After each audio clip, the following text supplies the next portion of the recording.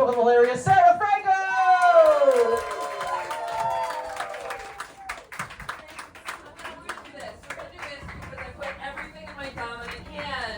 I'm still not ready. Hey guys, thanks so much. I'm Sarah. Finally. I'll also respond to like Rachel, Rebecca, like any of the Hebrew school names, totally fine. I'm looking at two separate women with curly hair who are just like nodding with me in solidarity. Like, I just accepted it at this point. I know I'm gonna be pigeonholed for being Jewish. I wear it as a badge of honor. I think it'd make more sense if I was Jewish, but that's not up to me anymore. It is going back to the States to decide. It is so far out of my hands. Were we a Schoolhouse Rock crowd as kids? Love to see it. So you remember like how a bill becomes a law. So like if one more person assumes that I'm Jewish, it's going to Congress. Then the Senate. And that's how a bill becomes the Marvelous Mrs. Maisel. We know she's not Jewish, right, that actress? And same with Rachel Sennett. I'm honestly just angry that I don't have their careers. That's all there is to that. No, I'm not Jewish, I'm just from here. I'm a native New Yorker, and I'm Italian, to be fair. And I went to theater camp, so it's more of a three-strike situation. Native New Yorker? No. You give me a big woo for someone who's not from here. Ally! I love that for you. Thank you for your solidarity. Normally I get like, what was your childhood like? I'm like, that's kind of a crazy thing for you to ask me. We just met. But since you asked, I was born on the F train. Above ground. My mother's a Statue of Liberty. My biological father's a dollar slice. What do you want to hear? I next to that, I just love when people say like, well, I couldn't live here. This is fun, but I couldn't live here. I could never raise my children here. I bet you couldn't, Stephanie. You sound like a bad time. Right? Like, these are the girls who are also like, let's everyone split the bill. And I'm like, I strategically ordered nothing. No, you couldn't live here. You would get your ass kicked. Not by me, I'm too scared, but someone would. I hate to flex on my fellow comics, but I was a child prodigy. That is true. I was. Where are my gifted children at? Takers of Lexapro. Not you, front row. Yeah. Well, now I want to know. What was your? Was it like grades? Was it a particular extracurricular? You just had great grades. Yeah. Okay, good for you. No, it was only the accelerated, like, math and English. Cool. We're not far off. You and me, we're not far off. So in '98, they told me I was so autistic. That wasn't at you. You're just a vehicle. This is two bisexual women holding hands. Nature is healing. This is my bitch right here. No, but back to, that is a true story. In '98, a doctor told my parents I was so autistic that I would probably not be able to hold a job, that I would never live alone, and if I ever got married, it'd have to be to someone really patient. Unless I, did a lot of therapy, and I did put in the work, and I beat the odds. What can I say? Thank you. I beat those odds by becoming a stand-up comic, which means I can't hold a job. I will never be able to live alone. And if I ever get married, it's gonna have to be to someone like really patient.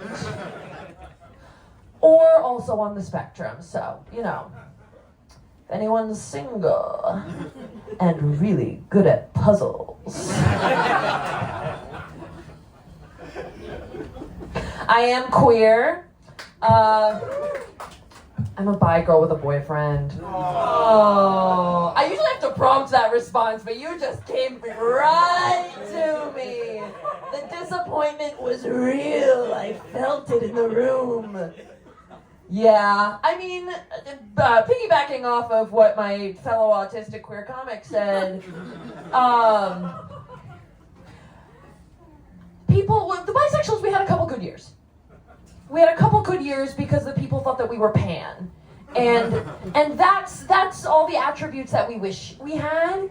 You know, I slightly disagree because I think the pansexuals are the ones who kind of have like more of like a swagger, more of a cool air. They're the ones who like stare into your soul with their crystal clear blue contacts and say like, it's more about the person for me. And that's what they think the bi girls are. And that's not what bi girls are. Bi girls are holding the hands of their partner, always partner. Let's be so for real, this is a man who just likes bracelets. We're just holding their hand going, not me being literally gay. Oh gosh. I mean, dating when you're on the spectrum it's something. It's something. Before my relationship, I was dating someone who was really cool with me being on the spectrum. And I was like, oh wow, I really appreciate this. And he was also on the spectrum. He did not know that. And I'm like, you know what? No one's told him yet, and I think someone should. And I think that someone should be me. Like, I'm already gonna have to initiate the what are we conversation, so let's just listen. Women have been diagnosing men since the dawn of time. It's called, if you see something, say something. So I'm like, all right, we're gonna 1-2 punch this conversation. What are we? Plus a diagnosis. I've been seeing you for a couple months in that same t-shirt. So you and me, let's call this what it is. Love on the spectrum. I said, I want to go exclusive. He said, I want to go nonverbal. And that was that. In the language of our people, we said, kiss, kiss, bazinga. Everyone put on their noise-canceling headphones and went home.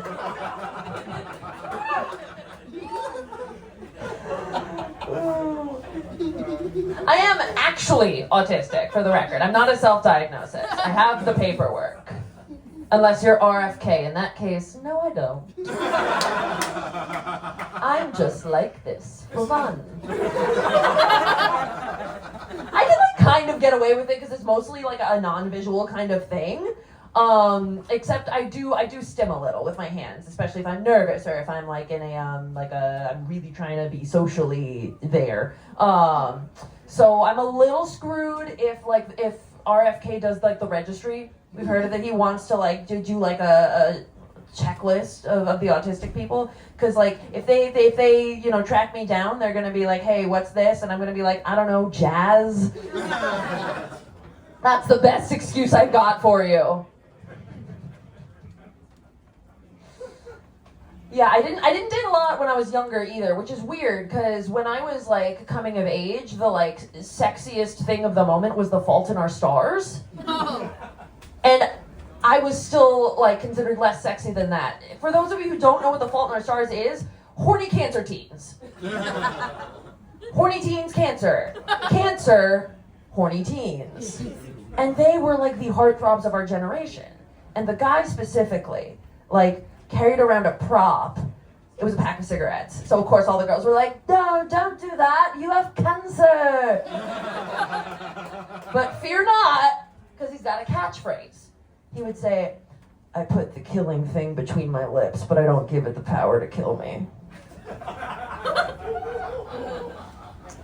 And using a catchphrase as your pickup, that's more autistic than me. Right?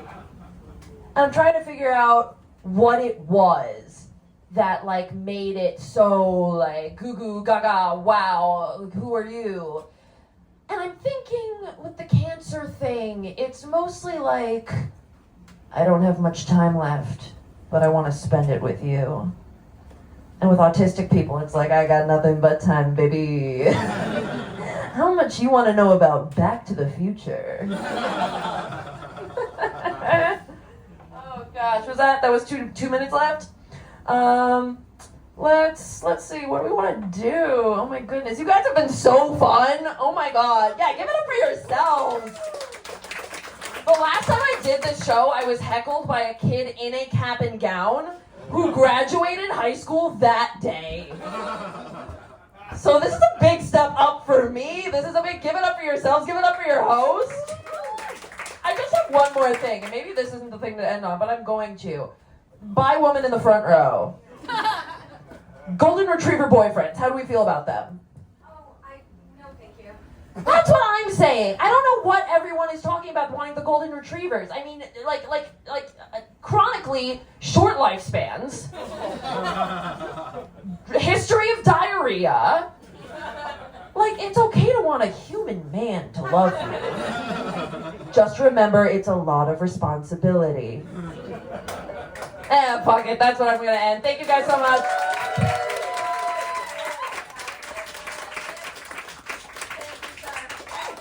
Keep it going for Sarah Franco, everybody. You guys, every time at Queendom, we raise money for an LGBTQ organization or cause, and we have a match for the first